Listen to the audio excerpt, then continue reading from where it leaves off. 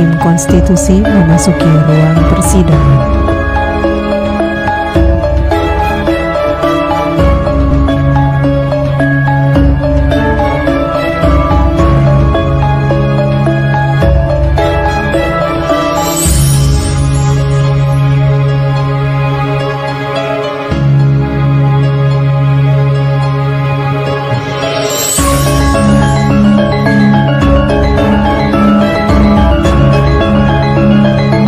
Hadirin disilakan duduk kembali.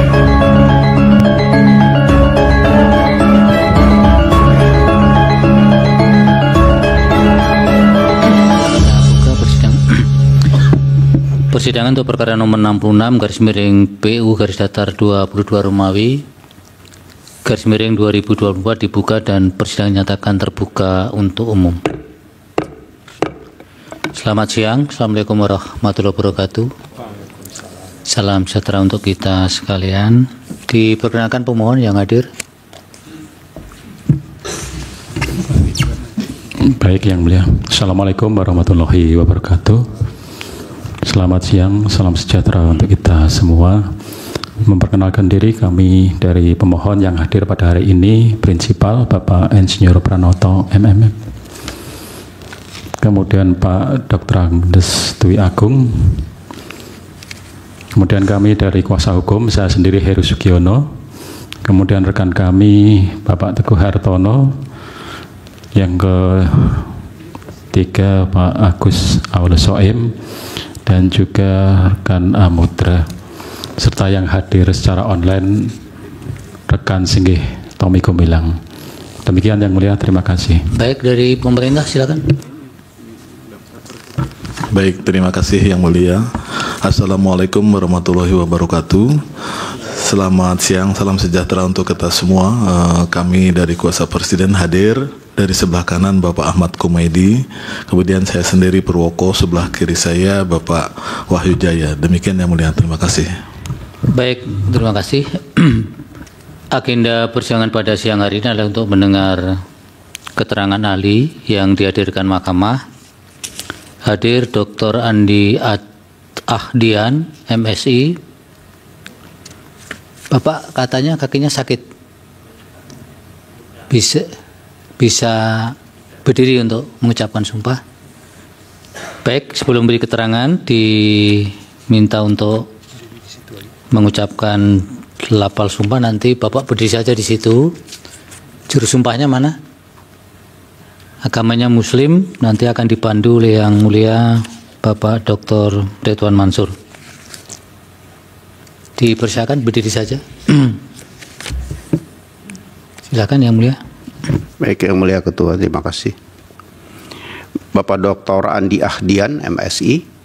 Ya, ikuti lapas sumpah ahli yang akan saya tuntunkan. Menurut agama Islam, Bismillahirrahmanirrahim. Demi Allah saya bersumpah sebagai ahli akan memberikan keterangan yang sebenarnya sesuai dengan keahlian saya. Ya, terima kasih Yang Mulia Ketua, kembalikan. Baik, terima kasih Yang Mulia. Baik, Saudara ahli bisa memberi keterangan kalau memang kakinya sakit, bisa di situ saja Bapak. Waktunya 10 menit, nanti dilanjutkan dengan tanya jawab jika ada pertanyaan-pertanyaan. Sebenarnya saya bisa berdiri juga nggak apa-apa, Pak. Bisa. Yang Mulia. Silakan Pak.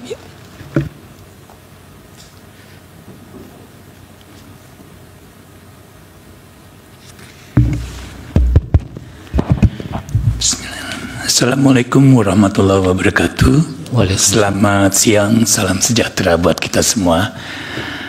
Yang Mulia Majelis Hakim dan bapak-bapak yang hadir saat ini, saya di sini akan memberikan beberapa catatan yang diminta untuk keterangan terkait dengan persoalan konsep bangsa dan proklamasi kemerdekaan Indonesia.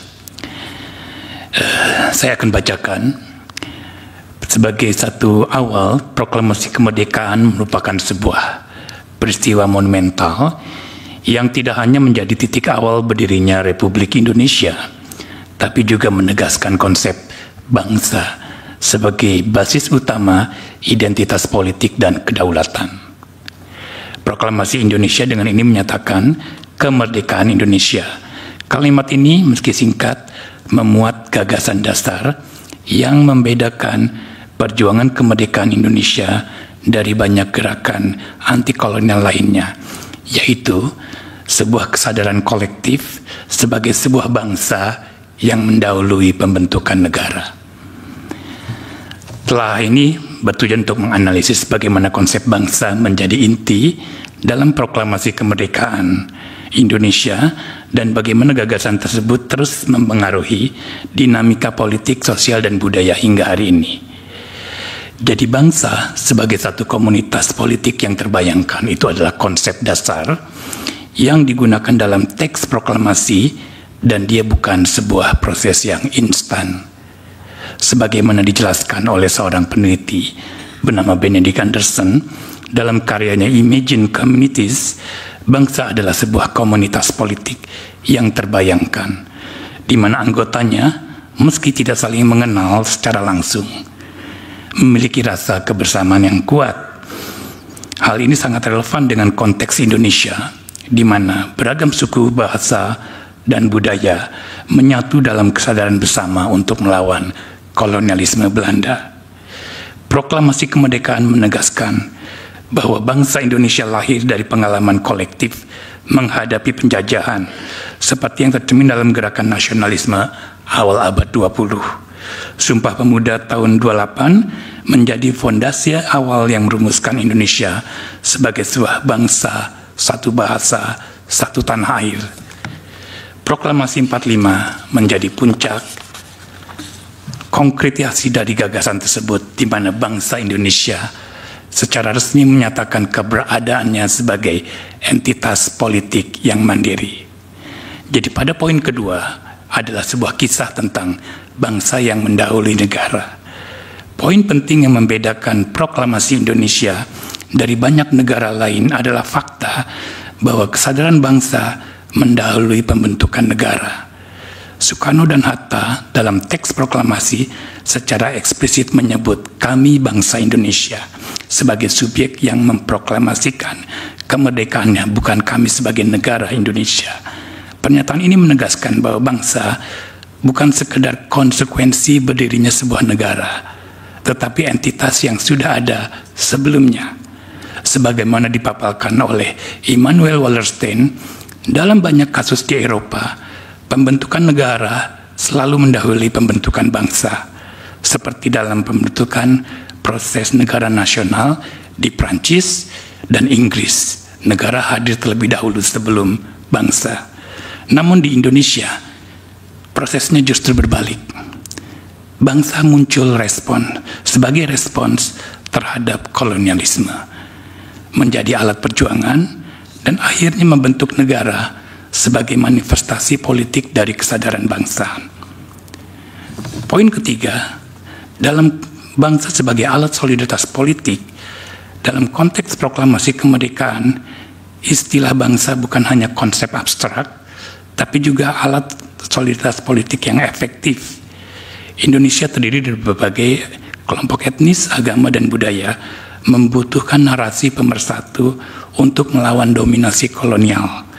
Proklamasi mengadopsi istilah itu untuk menciptakan ruang politik baru yang melampaui batas-batas lokal, parokial, dan etnis. Robert Edward Elson dalam The Idea of Indonesia sebagai sebuah history menegaskan bahwa ide tentang Indonesia sebagai bangsa adalah sebuah hasil dari proses panjang yang melibatkan generasi intelektual pribumi yang terpelajar di Belanda dan mengadopsi gagasan modern tentang nasionalisme.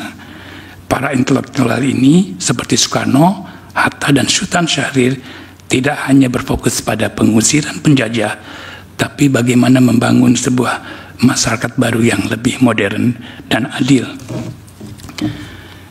Poin keempat, bangsa dan tantangan kontemporer. Meskipun proklamasi menegaskan kebersamaan sebagai bangsa, Indonesia menghadapi tantangan besar dalam menjaga kesatuan nasional setelah kemerdekaan.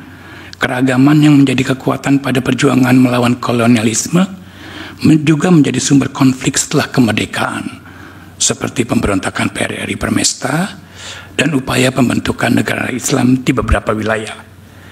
Dalam konteks ini, konsep bangsa terus diuji dalam menghadapi berbagai dinamika politik, sosial, dan ekonomi.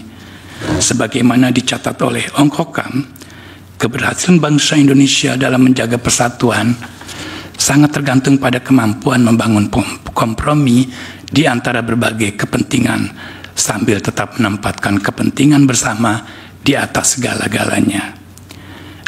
Poin kelima, relevansi konsep bangsa dalam konteks globalisasi. Di era globalisasi, konsep bangsa sering dianggap sebagai sesuatu yang usang dan bahkan menjadi penghambat dalam konteks perdagangan bebas dan mobilitas global. Namun pengalaman sejarah menunjukkan bahwa bangsa tetap relevan sebagai alat membangun solidaritas di tengah tantangan global.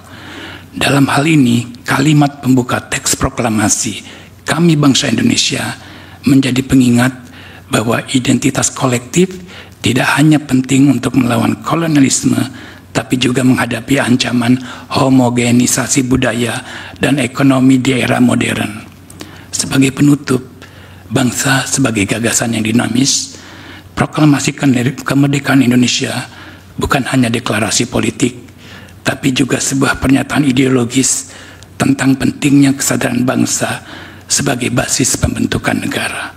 Konsep bangsa yang diusung dalam proklamasi memberikan landasan yang kokoh bagi upaya nation building, meskipun tetap menghadapi tantangan dalam implementasinya. Sebagaimana yang dikemukakan dalam telah ini, gagasan bangsa dalam konteks Indonesia bersifat dinamis. Ia terus berkembang seiring dengan perubahan sosial, politik, dan ekonomi, tetapi tetap menjadi elemen yang tidak tergantikan dalam membangun solidaritas dan identitas kolektif. Dalam semangat itu, kalimat Kami Bangsa Indonesia tetap menjadi sumber inspirasi yang relevan untuk menghadapi tantangan zaman. Demikian keterangan yang saya sampaikan, Yang Mulia. Baik, terima kasih. Bisa kembali ke tempat duduk. Baik, terima kasih. Dari hakim ada yang akan Prof. Arif, silakan Prof. Ya, terima kasih Ketua. Saudara ahli Pak Dr. Andi, terima kasih atas keterangannya, dan saya mencoba mengkaitkan dengan apa yang dimohonkan oleh pemohon. Jadi pada waktu fakta empiriknya kan pada waktu 17 Agustus itu jelas kemerdekaan bangsa Indonesia, ya kan, yang dipakai kemerdekaan bangsa Indonesia. Iya. Tapi kemudian sekarang berkembang dan di dalam peraturan perundangan yang di judicial review ini itu tidak disebut sebagai kemerdekaan bangsa, tapi kemerdekaan negara Republik Indonesia. Dan juga peringatan-peringatan 17 Agustus sekarang adalah peringatan hari kemerdekaan negara Republik Indonesia, bukan bangsa Indonesia. Dari sisi nomenklatur atau kata yang digunakan itu, satu pertanyaan saya, apakah ada sesuatu yang kurang pas dalam pengertian yang sifatnya faktual, aktual, dan empirik, berbeda apa yang dirasakan. Tapi apakah juga yang kedua pertanyaannya, dengan perbedaan ini apakah ada dampaknya? Ya, kalau dalam uraian-uraian di dalam permohonan ini kan bisa juga para pemohon menyatakan ini kurang pas sehingga bisa berdampak negatif terhadap perkembangan negara dan bangsa Indonesia ini. Gimana dari sisi pengetahuan ahli? Ya, saya sebetulnya kalau ahli juga ahli spiritual, saya mau menanyakan apakah ada dampak negatif secara spiritual sehingga bangsa ini sudah 79 tahun kok nggak baik-baik saja, tapi kok tidak baik-baik saja, itu karena kesalahan ini atau tidak itu. Tapi saya nggak berani tanya ini kepada ahli karena ahli bukan ahli spiritual. Kalau ahli supranatural saya mungkin tak akan tanya itu. Tapi ini yang perlu saya sampaikan. Ya, kalau dari sisi hanya dari sisi terminologi, orang sering mengatakan apa artinya sebuah nama kan? Kekeliruan itu tidak berarti. Tapi kalau bagi saya seorang Jawa, dia misalnya contoh Bung Karno. Bung Karno itu kan namanya kan tadinya kan tidak seperti itu kan? Iya. Tapi karena sakit-sakitan kemudian diruat, diganti namanya, ternyata luar biasa, menjadi seorang tokoh yang luar biasa bagi Indonesia. Nah, ini apakah begitu? Itu ya, apakah perlu diruat sehingga dikembalikan? Yang benar itu adalah kemerdekaan bangsa Indonesia pada tanggal 17 Agustus, yang kemudian sebagai negara baru keberadaannya tanggal 18 Agustus setelah disahkannya Konstitusi Republik Indonesia. Nah, ini saya mohon kalau dari perspektif ahli gimana? Mohon dijelaskan atau dideskripsikan yang supaya mahkamah juga tidak keliru dalam memutus. Nanti kalau keliru kita berdosa juga. Ini Indonesia salahnya juga karena MK nggak benar, nggak mau membetulkan itu gitu. Iya. Ya, terima kasih. Saya kembalikan ke Pak Ketua. Ya, kalau nggak ada yang lain, silakan Pak Daniel, yang mulia. Baik, terima kasih yang mulia Ketua. Ahli, terima kasih keterangannya, singkat, padat, jelas. Tapi saya ada pertanyaan sederhananya gini, Pak Ahli. Indonesia sebagai negara itu tanggal 17 atau tanggal 18 Agustus. Ini juga ada pandangan ahli yang lain yang berbeda, tetapi memang secara umum sebagai negara kan sudah 17.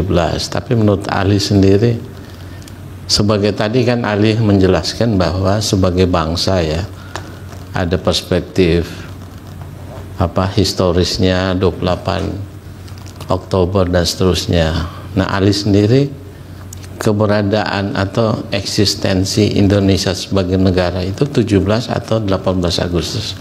Itu saja pertanyaan saya, yang mulia. Terima kasih. Baik, terima kasih yang mulia. Silakan ahli dijawab. Baik, terima kasih yang mulia. Saya akan memberikan tanggapan terhadap beberapa pertanyaan yang sudah diajukan.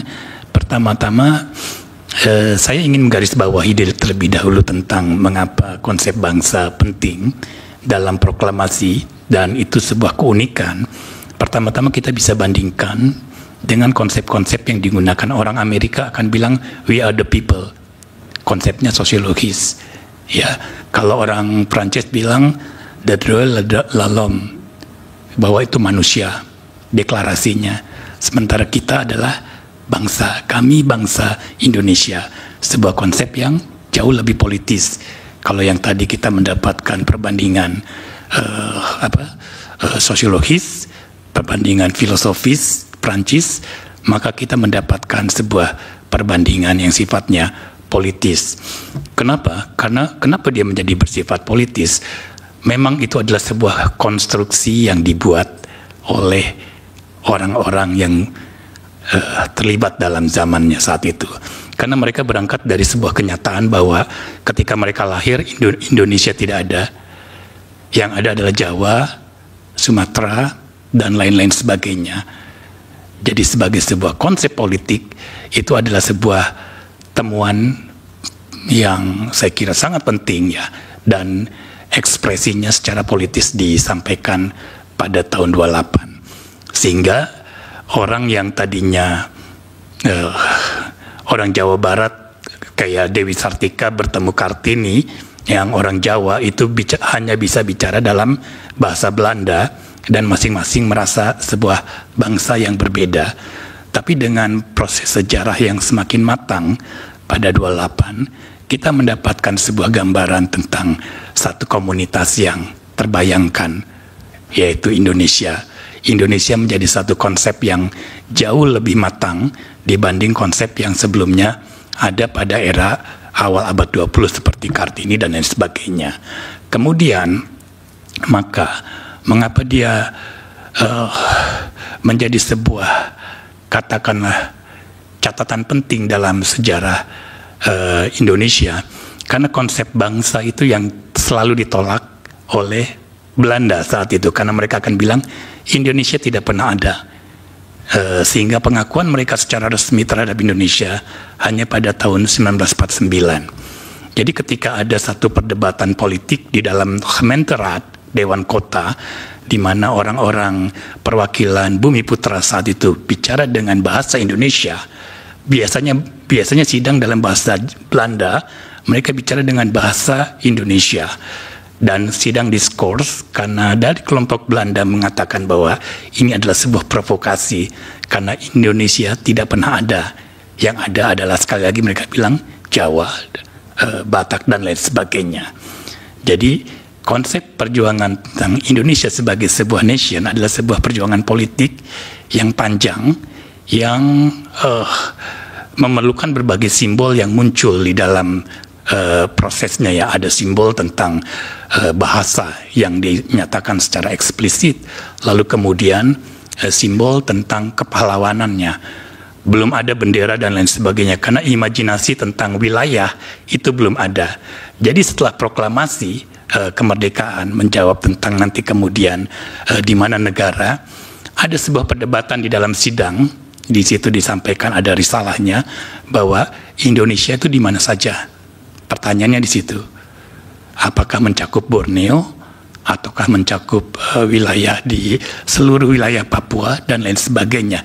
Itu pada tanggal 18 pernyataan. Jadi ada sebuah kesepakatan pada akhirnya bahwa Indonesia adalah wilayah bekas jajahan Hindia Belanda. Jadi tidak memasukkan Timor, tidak memasukkan Papua New Guinea, dan tidak memasukkan Borneo yang masih ada di bawah kekuasaan Inggris. Perdebatan alot para founding fathers akhirnya memberikan sebuah bentuk konkret dari bangsa yang tadinya imajiner, yang ada di dalam bayangan gagasan, dia menjadi sebuah wujud politik dengan adanya wilayah yang kemudian ditetapkan pada 18 November. Tapi kalau ditanya tadi, ada pertanyaan dari Yang Mulia bahwa apakah negara juga hadir? Kalau kita lihat teks proklamasi, saya bukan ahli hukum, pastinya saya bukan yang tidak terlalu paham tentang bagaimana arti semantik tersebut, tapi itu disebutkan bahwa dalam proklamasi disebutkan pengambil alihan kekuasaan dalam tempo sesingkat-singkatnya. Artinya adalah sebuah transfer kekuasaan pada tanggal 17 tersebut. Meskipun belum ada, belum dinyatakan secara eksplisit nanti tentang konstitusi dan lain sebagainya. Karena dinyatakan bahwa dalam waktu atau tempo yang sesingkat-singkatnya. Ini juga menegaskan, saya sebagai sejarawan harus sampaikan bahwa proklamasi Indonesia adalah sebuah peristiwa yang sifatnya darurat. Kedaruratan itu memang tidak sempurna dalam beberapa catatan. Beda dengan misalnya Deklarasi Kemerdekaan Amerika yang punya beberapa paragraf, kita hanya satu paragraf. Jadi bisa dipahami tentang situasi yang mendasari bagaimana proklamasi tersebut. Tapi kita tahu bahwa semangatnya adalah satu konsep yang mewakili tentang konsep bangsa. Lalu bagaimana dia bisa memberikan pengaruh gitu kira-kira ya, pengaruh kita kemudian. Saya kira ini bisa pengaruh itu sebenarnya bisa dilihat pada, seperti sempat saya singgung tentang bahwa pembentukan sebuah negara republik yang baru itu tidak mudah karena dia berubah bentuk ya. Pertama dari negara kesatuan menjadi negara yang serikat ada bentuk negara yang berbeda dan kemudian beralih lagi menjadi negara kesatuan. Itu satu.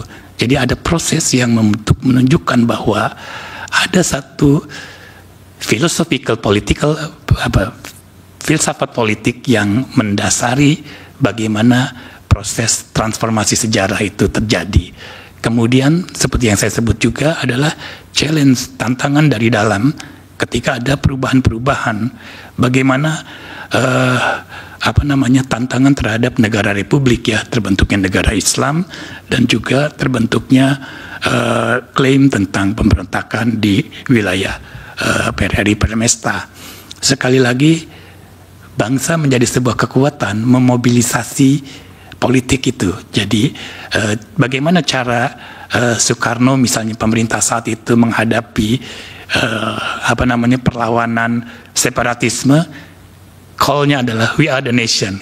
Kita masih menjadi satu bangsa, dan bangsa adalah satu ikatan kita bersama yang menyatukan kita dalam satu arah politik saat itu di dalam konteks perang dingin di Indonesia, di dunia ya saat itu. Sehingga saya kira kita akan selalu mendapatkan banyak tantangan seperti yang ke depan yang saya sebutkan, bahwa dalam era globalisasi, homogenisasi budaya, Indonesia, apa itu Indonesia? Itu tetap menjadi sebuah pertanyaan. Maka bangsa, saya kira, tetap menjadi unique marker dari kita sebagai sebuah komunitas bersama. Demikian Yang Mulia.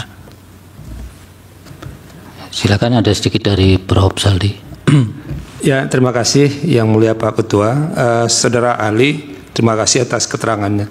Bisa nggak kami dibantu memperdalam bagaimana ahli menjelaskan konsep bangsa dan konsep negara dalam konteks yang dipersoalkan oleh pemohon ini? Pemohon itu kan pada intinya begini katanya, kita dulu kan kemerdekaan bangsa Indonesia, lalu tiba-tiba itu diubah menjadi negara, hari ulang tahun, segala macam itu. Pemilihan atau pemindahan diksi dari bangsa menjadi negara itu bagaimana ahli menjelaskannya? Sebab begini, kalau orang bicara bangsa, nasion itu kan sebetulnya tidak terikat oleh batas-batas. Ya. Jadi bisa saja saya merasa orang Melayu, bangsa Melayu misalnya, atau kita merasa sebagai bangsa Melayu, itu bisa saja negaranya Malaysia, Singapura, Indonesia kan. Nah, lalu kalau konsep negara itu kan ada batas-batasnya. Bagaimana ahli menjelaskan kepada kami yang diproklamasikan 17 Agustus itu kemudian itu adalah proklamasi untuk menjadi sebuah negara. Ya. Nah, bagaimana ini? Ini kan dua konsep sebetulnya yang mereka ini tidak setuju ini. Orang dulu proklamator memproklamasikan kemerdekaan bangsa, kok tiba-tiba sekarang berubah menjadi negara. Jadi mereka mau mengembalikan semua yang negara-negara itu dikembalikan ke konsep bangsa. Artinya apa? Kalau itu yang diterima, ini untuk sekedar men-challenge ahli saja. Artinya kita tidak perlu batas dong. Orang-orang yang merasa Indonesia tinggal di Singapura, tinggal di Malaysia, bisa kita klaim sebagai orang Indonesia. Bagaimana menjelaskannya ini? Karena apa? Kalau bicara state, itu kan jelas. Ada pemerintahan, ada warganya, ada batas-batas wilayah yang jelas. Tolong kami dibantu untuk menjelaskan ini, ahli. Terima kasih. Silakan, Prof. Guntur. Ya, cuma saja yang saya maksudkan di sini, yang pemohon maksudkan itu adalah dari frasa republik menjadi bangsa, bukan negara tadi mungkin ya Mulia ya. Jadi izin mungkin menganukan. Jadi keinginannya pemohon ini kemerdekaan Republik Indonesia itu menjadi kemerdekaan bangsa Indonesia. Jadi dari republik menjadi bangsa. Jadi itu keinginannya pemohon itu. Apakah ini ya, sebagaimana ditanyakan oleh Yang Mulia Wakil tadi, apakah itu ya intinya ke sana. Jadi dari republik menjadi bangsa. Pengennya pemohon itu. Apakah memang itu masih bagian dari yang dijelaskan oleh ahli ya, yang di bawah di penutup itu saya membacanya bahwa dalam semangat itu kalimat kami bangsa Indonesia tetap menjadi sumber inspirasi kalau itu dimaknai juga Republik Indonesia. Mungkin begitu kalau sudut pandang saya bertanya. Mungkin itu yang mulia Pak Ketua. Baik, terima kasih Prof. Dari Prof. Anwar silakan. Ya, terima kasih yang mulia. Saya hanya ingin menambahkan sedikit aja dan sampaikan oleh yang mulia Prof. Saldi maupun yang mulia Prof. Guntur. Ini memang betul. Kita lihat memang beberapa keanehan di berbagai belahan dunia istilah bangsa ini. Ya, saya ingin mencontohkan saja, misalnya ya, kita kenal bangsa Kurdi. Kurdi itu mendiami 4 negara. Sebagian ada di belahan Turki, Iran, Irak, dan Suriah. Jumlah populasinya sekitar 70 juta itu. Tapi tidak diakui oleh negaranya sendiri. Artinya bangsa Kurdi yang ada di Turki tidak diakui sebagai negaranya gitu. Ya itu hanya tambahan aja. Jadi memang benar apa disampaikan oleh para yang mulia tadi. Itu bagaimana pandangan ahli dengan kenyataan yang ada. Terima kasih. Baik, terima kasih Prof. Anwar. Silakan ahli ditambahkan. Baik, terima kasih yang mulia. Saya akan memberikan tanggapan terhadap beberapa catatan. Intinya adalah bagaimana bangsa dan kaitannya dengan negara ya. Hypen antara negara dan bangsa. Kalau kita kembali pada satu konteks sejarah yang saat itu terjadi, sangat jelas sebenarnya ada satu pernyataan yang disampaikan Soekarno dalam satu artikel bahwa kita perlu rumah Indonesia. Jadi ada satu konsep bangsa yang abstrak, tapi dia juga cerita menyampaikan dalam salah satu tulisannya bahwa kita perlu gedung Indonesia, satu bangunan konkret dari sebuah gagasan yang abstrak tentang Indonesia sebagai sebuah bangsa, sebuah cita-cita. Maka bunyi proklamasi kita bisa pahami pada saat itu adalah menyatakan, mendeklarasikan diri sebagai sebuah bangsa, kami bangsa yang merdeka dan membentuk sebuah negara. Karena ada aspirasi untuk pengambil alihan kekuasaan dalam tempo yang sesingkat-singkatnya. Jadi dalam catatan itu wujud dari cita-cita lama ya, bahwa sebuah bangsa saja, bangsa sebagai konsep politik sudah pasti tidak cukup. Karena dia memerlukan sebuah badan, sebuah apa yang disebut Bung Karno sebagai rumah Indonesia. Kita perlu batas-batas. Maka pada tanggal 18 ada perdebatan seperti yang tadi saya sampaikan tentang wilayah dibentuk negara. Wilayah Indonesia yang mana saja saat itu ada. Hatta bilang ya Borneo campur masuk Kalimantan keseluruhan menjadi bagian Indonesia, dan tadi Papua dan sebagainya. Maka kesepakatan menjadikan bekas negara kolonial sebagai negara kita, batas negara Republik Indonesia saat itu menjadi sebuah keputusan yang atas dasar satu pertimbangan politik yang sangat matang, karena Inggris masih sebuah ancaman. Dan juga betul tadi bahwa konsep bangsa bisa siapa saja, karena waktu proklamasi kemerdekaan, sebelum proklamasi itu orang-orang dari Malaysia datang, Tunku Abdul Rahman ya, mereka minta menjadi bagian dari Indonesia, menjadi Republik Indonesia, dan tapi tidak diamini oleh Soekarno-Hatta karena ada Inggris yang menjadi ancaman buat Indonesia. Kita punya ancaman dengan Belanda, mau nambah lagi dengan ancaman Inggris. Tentu tidak sebuah problem yang taktis ya. Jadi bangsa punya rumah yang namanya Indonesia, yang kemudian dirumuskan di dalam perdebatan sehari setelah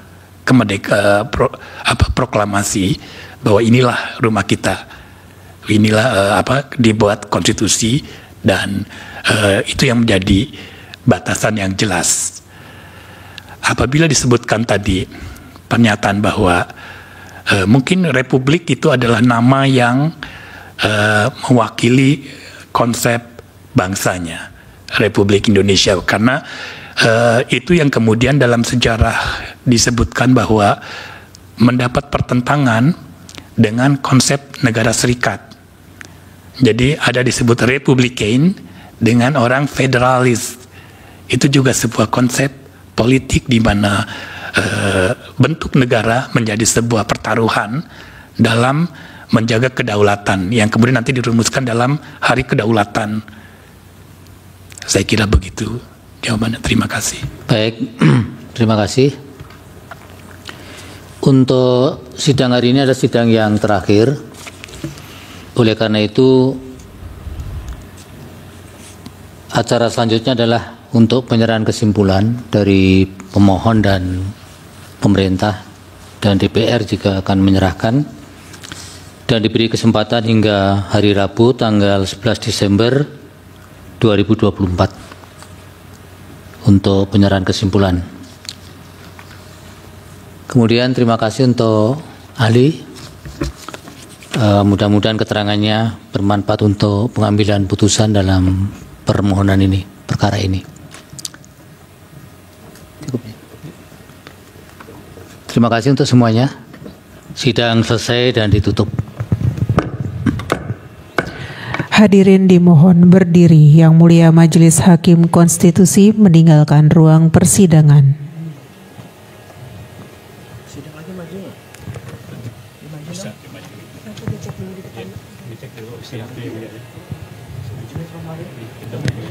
Hadirin disilakan duduk kembali.